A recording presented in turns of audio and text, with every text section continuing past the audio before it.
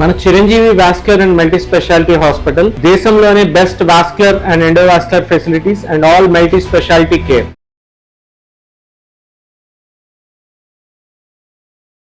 Hello everyone, welcome to Suman TV. Right now మనతో పాటు ఉన్నారు డాక్టర్ రాజేష్ శుక్లా గారు, జనరల్ ఫిజిషియన్. సార్ తో మాట్లాడతాం. Hello sir. హలో సార్, సాధారణంగా కొంతమంది ప్రజల్ని చూస్తూ ఉంటాం సార్, అంటే ఒకేసారి థిన్‌గా ఉంటారు. ఎట్ ఏ టైం బాగా బరువు పెరిగిపోతూ ఉంటారు. వాళ్ళ ఆన్సర్స్ ఎక్కువగా ఏముంటాయంటే ఆఫ్టర్ మ్యారేజ్ బరువు పెరిగామని, లేకపోతే 25, 30 క్రాస్ అయ్యాక బరువు పెరిగామని, లేకపోతే ఆఫీస్‌లో ఎక్కువగా కూర్చోవడం వల్ల బరువు పెరిగామని. ఒక సర్టెన్ ఏజ్‌లోనే ఎక్కువగా బరువు పెరిగే వారి సంఖ్య చూస్తున్నాం. ఆ ఏజ్ ఏంటి సార్? ఆ ఏజ్ ఏమైనా చెప్పగలరా? ఎందుకు ఆ ఏజ్‌లో అలా అవుతూ ఉంటారు? ఏంటి reasons? So basically ageing process అంటే ముసలితనం రావడం అనేది 35 ఇయర్స్ అండ్ అబౌవ్ స్టార్ట్ అవుతుంది. 35 నుంచి హుహు. సో అక్కడ వరకు 35 ఇయర్స్ ఏజ్ వరకు జనరల్గా మనకి గ్రోత్ అనేది వస్తుంటుంది బాడీలో, ఏదో ఒక ఏరియాలో గ్రోత్ అనేది జరుగుతూ ఉంటుంది. ఆఫ్టర్ 35 ఆ గ్రోత్ పీరియడ్ అనేది స్టాప్ అయ్యి ఏజింగ్ ప్రాసెస్ అనేది స్టార్ట్ అవుతుంది. సో అక్కడి నుంచి రిగ్రెషన్ అనేది స్టార్ట్ అవుద్ది. జనరల్ సేయింగ్ ఏంటంటే బ్రెయిన్లో సెల్స్ కూడా తక్కువ అవుతూ వస్తాయి అప్పటి నుంచి, ఆ ఏజ్ నుంచి 35 ఇయర్స్ ఏజ్ నుంచి.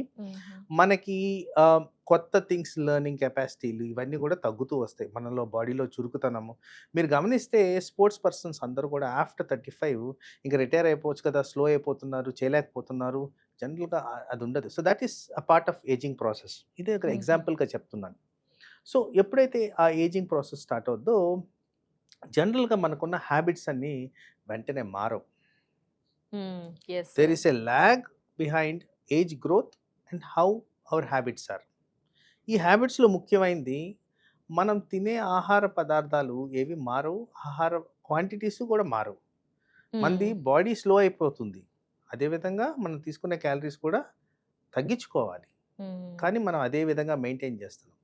బేసిక్గా బాడీ మెటబాలిక్ రేట్ అనేది స్లో డౌన్ అవుతుంది, మీ burning capacity of calories slow down అవుతుంది, కానీ మీ కన్జంప్షన్ మాత్రం స్లో డౌన్ కావట్లేదు. ఇన్ఫ్యాక్ట్ ఆ ఏజ్ నుంచి మీరు గమనిస్తే అప్పుడే కొద్దిగా సెటిల్ అవుతూ కంఫర్టబుల్ రేంజ్లోకి వెళ్తారు ఎవరైనా. ఆఫ్టర్ ద ఏజ్ ఆఫ్ 35, 40 మధ్యన సెటిల్మెంట్ అనేది వస్తుంది. సో అలా వచ్చినప్పుడు మనకేమవుతుందంటే కంఫర్ట్ లెవెల్స్ పెంచుకోవడానికి పర్టికులర్గా ఫుడ్ని ఉద్దేశించి మాట్లాడుతున్నప్పుడు కాస్త కంఫర్టింగ్ ఫుడ్ మనం తినడం జరుగుద్ది. సో అప్పుడు ఏమవుతుంది, అధికంగా క్యాలరీస్, బర్నింగ్ కెపాసిటీ తగ్గిపోతుంది. దెన్ ఆ టైంలోనే రిలాక్సేషన్ కూడా ఉంటుంది. అంటే యాక్టివిటీ తగ్గిపోతుంది కాబట్టి మనం ఎక్కువగా రిలాక్సేషన్కి అలవాటు పడతాం. ఆ రిలాక్సేషన్కి అలవాటు పడినప్పుడు ఏంటి, ఆటోమేటిక్గా miss match between calories and burning capacity, again weight gain అనేది జరుగుతుంది. సో అలాగే శరీరంలో కూడా పర్టికులర్గా మనం హార్మోన్స్ గురించి మాట్లాడుతున్నప్పుడు మెనోపాజ్ అనేది 35 ఇయర్స్ టు 50 ఇయర్స్ మధ్యన జరుగుద్ది. నేను ఊరికే ఉదాహరణకి చెప్తున్నాను. ఈ హార్మోనల్ చేంజెస్ మగవాళ్ళలో కూడా రావచ్చు కదా ఇలాగే. సో ఆ హార్మోన్స్ మారడం అంటే ఏంటి, change of how the body is behaving. Body physiology మారిపోతుంది, మీరు స్లో డౌన్ అవుతున్నారు, మీలో మార్పులు వస్తున్నాయి, హార్మోన్స్ తగ్గిపోతున్నాయి. అంటే అదేవిధంగా మన కన్జంప్షన్ ఆఫ్ క్యాలరీస్ కూడా తగ్గిపోతుంది. సో ఇలా ఉద్దేశించి మాట్లాడుతున్నప్పుడు ఆబ్వియస్గా వెయిట్ అనేది పెరుగుద్ది. ఇది వన్ స్పెక్ట్రమ్ ఆఫ్ ఇట్. రెండో స్పెక్ట్రమ్ తీసుకుందాం. రెండో స్పెక్ట్రమ్ ఏంటి, around that age 35 to 40 diseases అనేవి స్టార్ట్ అవుతాయి. ఎక్కువ శాతం అందరికీ షుగర్ వ్యాధో, బీపీఓ, థైరాయిడో, కొలెస్ట్రాల్, ఏదో ఒక విధంగా డిజీజ్ ప్రాసెస్ అనేది స్టార్ట్ అవుతుంది. నడుము నొప్పి, ఓ నొప్పి, ఏ నొప్పి. అప్పటి వరకు యాక్టివ్గా ఉంటారు. ఆ ఏజ్ నుంచి ఇంకా వయసు పైబడుతుంది కదా, మార్పులు వస్తున్నాయి శరీరంలో అనే టైంలోనే ఈ మార్పులు కూడా జరుగుతాయి. ఇలా మార్పులు జరిగినప్పుడు యువర్ బేసిక్ యాక్టివిటీ అనేది తగ్గిపోతూ వస్తుంది. ఏ కారణమైన, అది బీపీ కావచ్చు, ఇంకొక డిసీజ్ కావచ్చు, సమ్ డిసీజ్ ప్రాసెస్లో మన బాడీలో మార్పులు అనేవి జరుగుతాయి కారణంగా అది కూడా ఊబకాయానికి దారితీస్తుంది. జనరల్ టెండెన్సీ ఫ్యాట్ కంటెంట్ పెరగడం, మజిల్ కంటెంట్ తగ్గిపోవడం అనేది ఈ హార్మోనల్ రెగ్యులేషన్లోనే జరుగుద్ది. కాబట్టి ఇదంతా గమనించుకోవడం అనేది ముఖ్యం. ఇక్కడ మనం ఆల్టర్ చేసుకోగలిగితే మన లైఫ్ స్టైల్ని, మన ఫుడ్ హ్యాబిట్స్ని, మన క్యాలరీ బర్నింగ్ కెపాసిటీని, అప్పుడు ఆ ఉబకాయం రాకుండా, వెయిట్ గెయిన్ రాకుండా నివారించుకోవచ్చు. ఓకే. సార్ ఎక్కువగా లేడీస్ నుంచి ఈ మాట వింటుంటాను సార్. మేము పెళ్లి అయ్యాకే లావు అయ్యాను అని. అండ్ డెలివరీ అయ్యాకే లావు అయ్యాను. అంతకుముందు సన్నగా, బక్కపల్చగా, లీన్‌గా ఉండేదాన్ని. ఇదేమైనా కారణం కరెక్టే అంటారా సార్? అగైన్ ఇక్కడ ఇట్స్ ఎ కాంప్లెక్స్ థింగ్. పెళ్ళైనాక లావయ్యాను అంటే ఒకటి సంతోషం సగం బలం. Happiness comes into life. Yes. At least first period of their married life yes. ఇలా ఉంటుంది.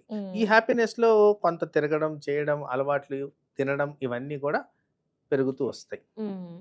So that is a comforting level. తర్వాత ఆ మదర్లీహుడ్ వచ్చిన తర్వాత వాళ్ళకేమవుద్ది, నిద్రలోపం. యాహ్! సార్. నిద్రలోపం రాగానే ఊబకాయం పెరుగుద్దని డైరెక్ట్ కాంటాక్ట్. తర్వాత యాక్టివిటీ తగ్గిపోద్ది. ఎందుకంటే ఆ పిల్లల్ని చూసుకోవాలి. సో వీళ్ళు అలసిపోతుంటారు.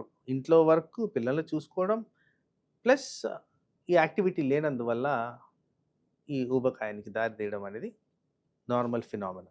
Yes sir. ఈ బరువుని కంట్రోల్ చేయడం కోసం అంటే ఎప్పుడు బిఫోర్ మ్యారేజ్ కానీ, ఒక 20 బిఫోర్ ఎలా ఉన్నామో 20 ఆఫ్టర్ కూడా అలా ఉండడం ఎక్సర్‌సైజ్ ఉపయోగపడుతుంది అంటారా sir? Exercise is to tone your body, keep your organs fit. Okay sir. Especially cardio exercise అంటారు.